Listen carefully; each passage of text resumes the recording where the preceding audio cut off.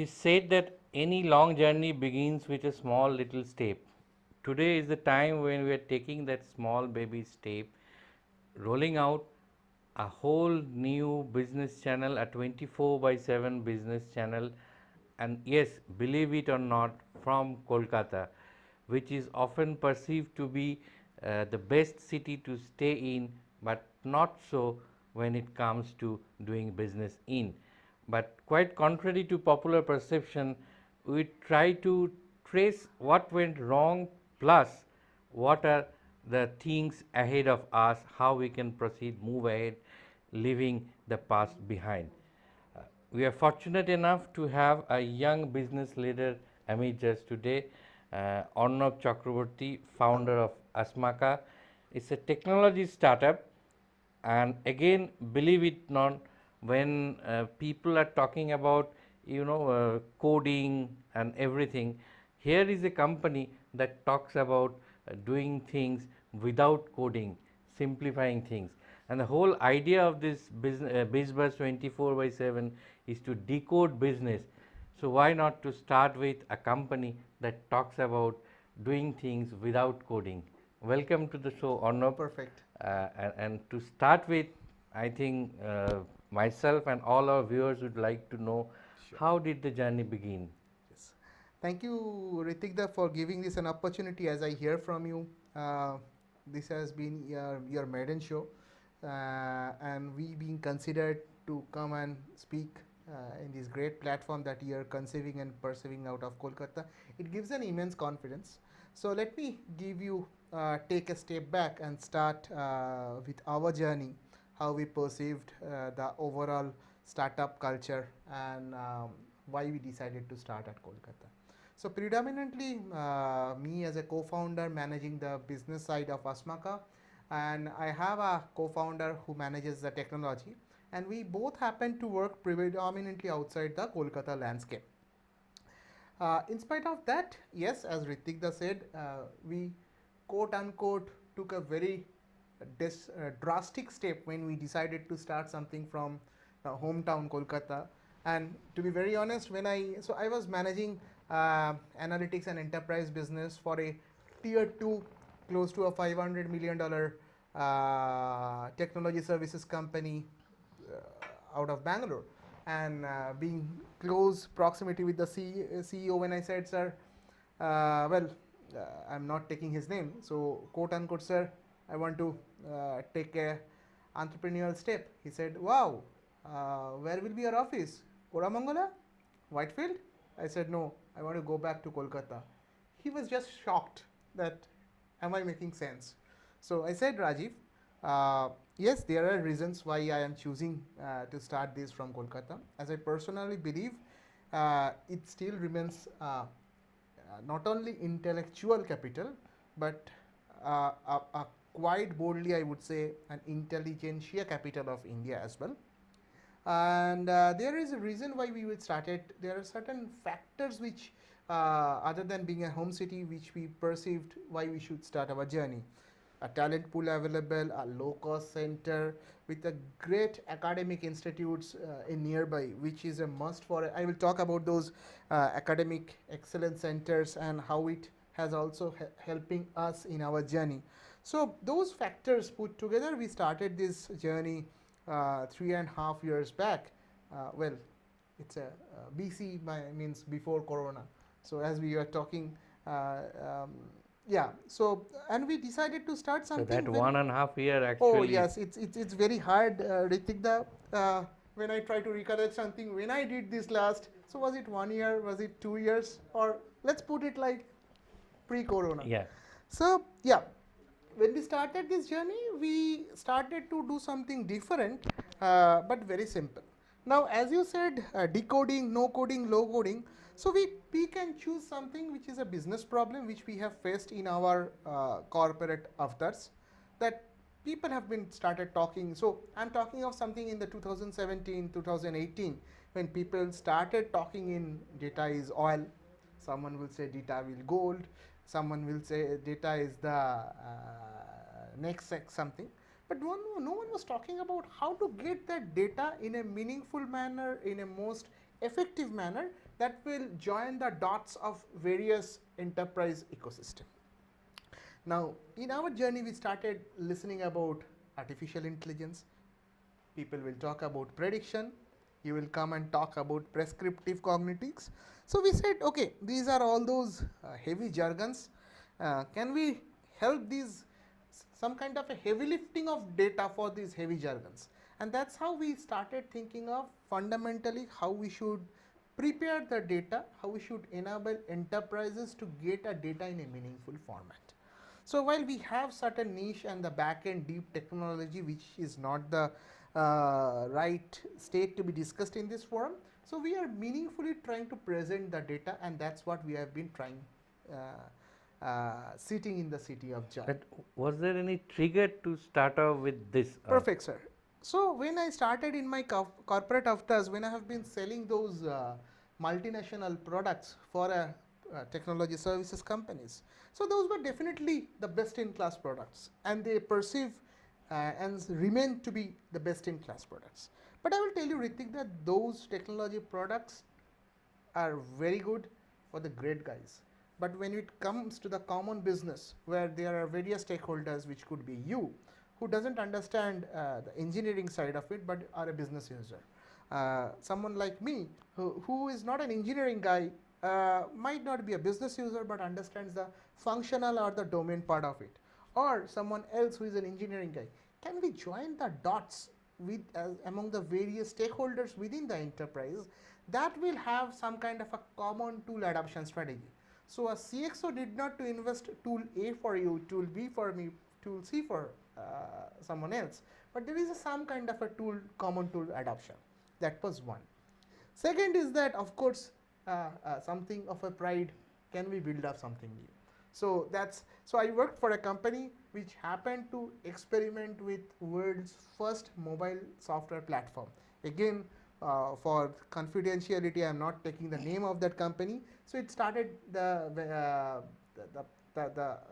initiative way back in 2003 because of their very deep connects in the Nokia ecosystem.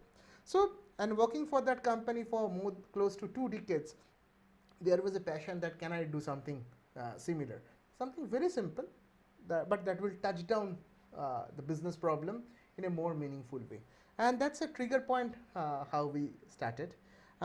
Second point was that I talked about the technology heaviness. Other part was that so my co-founder Abira, who could not join because of something else. So she come from predominantly a product background, working for the multinationals and the conglomerates. What she faced in her corporate avatar is that there are a host of tools which is solving the problem, but not to the tune or the simplicity or the smartness that's expected out of them. So we call ourselves that we not only bring you a data experience, which starts at an ingestion and goes up to an insights layer. Uh, the USP is the smartness, the simplicity, and the effectiveness, and how you can do the reusability. That's another very important point. You create something which is so stubborn, which is so rigid, which we have faced with certain very large enterprises, But not reusable. not reusable. That's another problem statement what we wanted to solve. Third trigger point was that, so when we started this journey, there were we did a very contra approach when we started. So all our product management, our sales, our overall strategy, you will not believe, Ritik, it's a very contra. So we did not fall back on a very heavy lifting product management team, nor we hired B school guys to help us in the product strategy and the sales, but we talked various layers in the enterprises, which could be a CXO because of my connect in my previous roles, which could be the business leadership, which of course we have enacted and encountered in our corporate life. Most important is the users or the analyst, who are the bottoms up of those enterprises, who helps you bringing those data layers. So that's another sub. So if you look at the hierarchy, we wanted to touch base each these levels, get a viewpoint, and then try to build something which will cut across all these layers. That's what we did. So that's very interesting and important. But you and your co-founders, both of them, your previous backgrounds and role in corporate world did help you in Oh understanding yes. things. Then your technological background also helped you. That's perfectly understandable. But then the question comes, in most of the cases or many of the cases, presuming that you do not hail from a family that is deep pocket, not from a business family per se. So, how challenging was it to start and run your own business? So we started something based on our belief. We wanted to be So, with bootstrapped. how much money did you start, if I may ask you specifically? Sure. So I will answer it in a different way. We started we conceived the journey as a bootstrap. We started as a bootstrap. We remain as a bootstrap. The only difference is there is a customer funding element that has come to it. That's point one. So product journey is it's a journey. Okay. It's not like you set up something today. You put your 100 unit of money and you put it. So it's a blood. It's something infusion of blood. Whenever there is a capital required, we have infused it at various levels and stages. Uh, so it came. I will say that it came from a different conviction level. We wanted to put the skin on the game. So when we started, our plan was that we will take it at a level. Then we will go. We will contemplate very strategic alliances, which we are doing it now. I'll talk about those some of the initiatives. We wanted to also have our own skin on the game. So I don't have any inhibitions about the investment game, but that's where I feel is that I should have a skin on the game till a level, till it comes to a level, and then you expose it to the world. That's how. But it's very extremely important when you are having a business. So personally, I learned from father of my one of my best friend. So he used to tell us, তুমি জানো তো অর্ণব, বিজনেসের টাকাটা হলো একটা রক্ত. I heard this statement way back in 2004, which the gentleman told us in a very personal conversation, and that has been a learning curve for us. So that's how we planned it. But having said this, let me assure you, I don't have any problem with the investment. The only thing is that we started to do it again. That's probably a contra play. Contra. Right from the beginning or right from the Yeah, word yeah. go, you have been playing a, so to say, contra game. So to say, a contract game, and I'm sure when we take it up to the next level, which world will perhaps know, hopefully next couple of months, if all goes well, we are assuring you it will be again a contract card that we will expose. And right from the day one, you were very focused that it would be a product driven company. Yes, absolutely. See, personally, what I believe is that again, there is no problem with the technology, services, or the solution game. But what I truly believe is that unless and until you try to create something of your own, it will be a very tough journey for startups or the SMEs or per se the MSMEs. That's how I look at this overall landscape.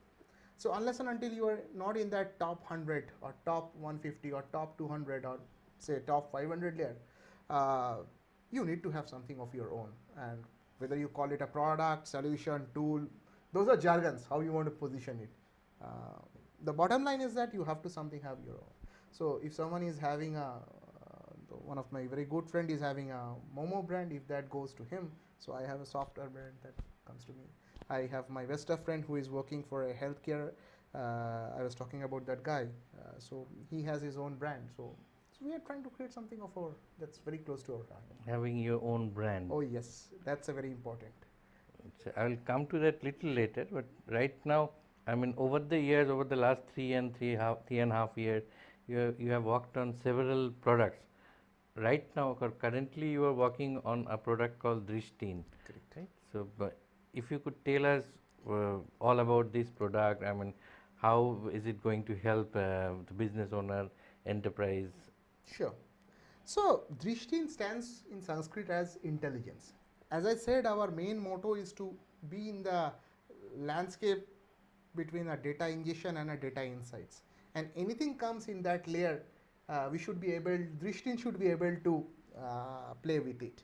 So having said this, Drishtin is basically, it's a web-enabled tool. Uh, uh, in a popular language, SaaS, yes, it's SaaS enabled, but it's not a SaaS hosted. We wanted to keep it very simple, very horizontal, not married to any particular industry. So Drishtin can solve a problem of industry IoT. Drishtin has been very popular among the BFSI customers. It has immense play with the health tech. I will tell you why it is very important, because it solves a data engineering problem. Now, someone told me a very interesting statement. Oh, you work in a data engineering. I said, yes, sir. Oh, yes, it's a problem from Fortune 50 to startup at every layer. So we are talking of an artificial intelligence, we are talking about prediction, prescription, cognition. But let me tell you, Ritik, every damn enterprise struggling today with the data engineering. So can Drishtin solve that problem? Oh yes, that's our initial feedback. That how we have been working with um, global fintechs, health tech arm, industrial IoT platform companies. So it's going to solve, eliminate a manual intervention in how you are onboarding multiple data sources with multiple formats, and then you are also trying to do some kind of a computation on those data. Uh, the initial response about Drishtin is that it has a scalability, it can handle a very large data size because of its various technological flexibilities. Well, we have a plan to take Drishtin with some kind of a artificial or a machine learning led favors. That's what I said. That's something we are keeping close to our cards, and probably, if all goes well, we will unveil it with a US private equity company very soon in a very strategic alliance level. So that's the way forward. That's a way forward. Ristin, as I could understand, is a kind of insightful software solution. It's a, we call it an ingestion to insights experience. So it helps you to onboard a data, it helps you to then massage and format and clean that data. It then again helps you to transform based on your own business, how you want to transform those data, whether you want to put your own computation or you want to use it for other enterprise application, you want to use it for your data science guys who will run certain models or algorithms. Drishtin has the power for doing everything. And mind that, as I was saying, being codeless in nature, it helps engineering folks, citizen developers, function analysts, all. And that's something what we have planned when we conceiving Drishtin a few quarters back. So, a startup, MSME, large company, Yes. all can actually use it. And Absolutely. So I can give you. We have been very fortunate that we have worked with a big four. We have worked with a very large, probably a Fortune 50 insurtech company of US through an Indian tech services company. We have very successful deployment with a industrial IoT platform where we have competed actually with likes of Power BIs of the world. I'm taking some of the names. Uh, yes, we have seen very successful engagements with Drishti. so, can we say that it's a company which may be based out of Kolkata, our own Kolkata, but actually has a target base all over the world? Of course, yes. So if you look at our primary strategy and the primary focus, we are mainly concentrating with the launching sites outside India, more on the US, and somewhat in the Southeast Asia market. Sometime back you mentioned about that kind of your dream to build your own brand. So, may I ask you how difficult is it to build a brand for a for a startup, or maybe a technology startup like yours, I will and tell. how important it is to have your own brand as well? See, building a brand is not that you you have a surname which is supplemented by your first name. It's something like that. Whether you are B2C or B2B, you need to have a brand. Now, the journey of becoming a brand between a B2C and B2B is completely different. That's my how I perceive the thing. Whether a food giant or a travel brand or apparel brand, they are they need a much faster time to market to have a own brand because their positioning is brand based. But our positioning from a startup which is mainly into B2B technology space, it takes its own time because you are competing with world's leading likes of Microsoft, Google's of the world, and that's not very easy positioning. Um, that's a very challenging journey, Ritikda, I would say. But having said this, what we are saying is that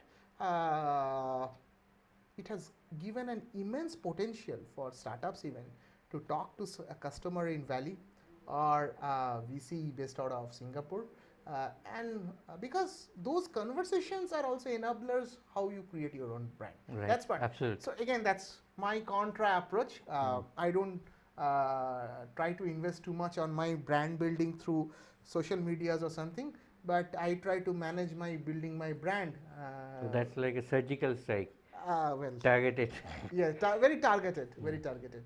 And I'm sure those conversations, those engagement, those success stories will create and talk for you in days to come. But yes, it's a very challenging journey. It's very different, and I am again re-emphasizing every startup founder, co-founder, leader has their own ball game to play it. It is often a very fashionable thing to, brand oneself or build oneself as a startup in today's context. So, how long would you like to call yourself a startup, or maybe how fast you would like to move on and be a company from being a startup? Okay. So I personally, I have a different, from an ideology difference as a different, but I personally consider Mr. Mukesh Ambani as the guru of all this. If he calls himself Reliance Jio as a startup, I will be a startup for a few more decades, I would say. No, well, jokes aside, what I there are I don't believe in those fundamental definitions of startup with 3 years, 7 years, 10 years. Whether you are at a seed A or whether you are at a series B, I am not getting into all those things. But startup is more of a phase or a business success. How you want to position yourself. We have certain defined goals in our journey.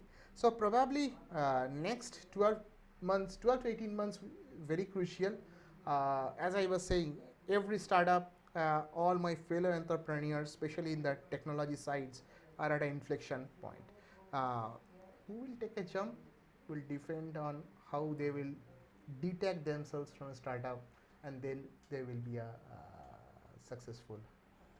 So we are having this discussion at a time when most of the businesses across verticals have been somehow or the other impacted by this pandemic. So how has it impacted your business? Well, it has impacted our business. Of course, it has impacted. If it has impacted uh,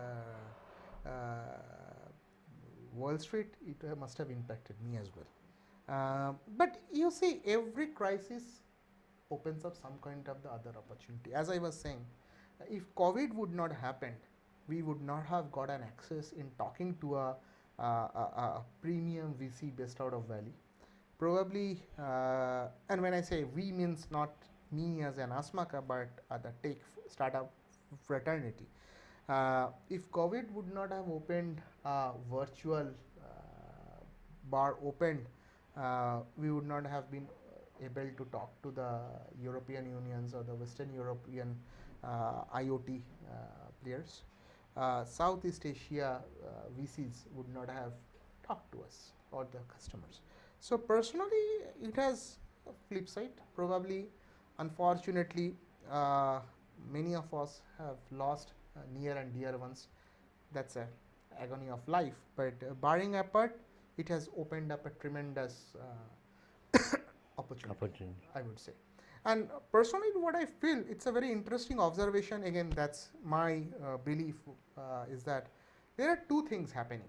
And next 6 months to 12 months, we'll see many such things to happen in the ecosystem. So one side there is an investment, other side there is an acqui-hire or an acquisition. If you look at COVID has opened up both, and especially in the technology system, I would say acquisition, strategic collaborations, the way you want to define it, It's happening left, right, and center. I can name companies based out of Singapore, which have even acquired some 10 companies much larger than our scale in last 6 to 8 months. And this would be a very interesting space to be followed for next 6 to 12 months. So a lot of consolidations are taking place. Yes, sir. So it's whether you cause Consolidation at the same time organic growth. it's an organic growth. So what has happened is that when if you look at the stocks of this top 50 or top 100, why it's on a northern side? It's because one of the reason is that uh, there have been a too much investment on the digital, which is coming from west probably, which is more on the automation side. Now all these companies have been sitting on a pile of cash. What they are envisaging a situation, they are envisaging two situations. One, there would be further requirement of digital at all levels. Are they ready with their existing talent pool or existing infrastructure? Probably not, because it's not very easy. So I can run it with a 10 people work from home, but they cannot do it 1 lakh plus kind of. It's not a very easy game. So organic growth is giving them an enormous opportunity and time to market how they can revector themselves to cater to those large demands. And also for the startups or the SMEs, it's giving an exit mode, so that the founders or the co-founders who have blood of creating something new every other day, same like me, would have a cash in hand to invest something new, begin afresh. Do you have similar plans or not yet? Not yet. I want to give Drishti a success. As I said, fingers crossed, we are contemplating a very strategic alliance with a valley-based collaboration. If that goes, we will have a tremendous inflection, and I'm sure we both together will. I'm going to solve a lot of business problems, but not something very concrete because I want to focus what I'm currently doing and take it to a stage. Stage. So as the name in Sanskrit Asmaka suggests, the company, the young, vibrant startup from Kolkata, has started with the right kind of intelligence, right kind of insight. And let me end on the spirited note that Arnab has concluded with. Uh, I'm sure next time we meet, we'll have a bigger, we'll have much more important story and bigger stories to Yes. tell. Meanwhile, keep watching BizBuzz 24/7 because we mean business. Share, like, as well as subscribe BizBuzz 24/7 because that will help you grow your business, grow your bottom line, not in the negative sense that we are grown up with, Yes. because profit and bottom line is often perceived to be a very kind of negative thing, not an act of glory. But time has come when we should also look at profit and bottom line as a very positive thing and an act of glory Yeah, yeah, also. that's important. So And we will, I'm sure. So today I am here. I myself think that I am representing the community, and as we talk in our various industry bodies and all, let's try to bring back Kolkata in the national map as fast as possible, as of technology is concerned. that's very important. Yes, So once again, let's conclude on that spirited note till we meet again. absolutely. Thank you very Thank much. you so much.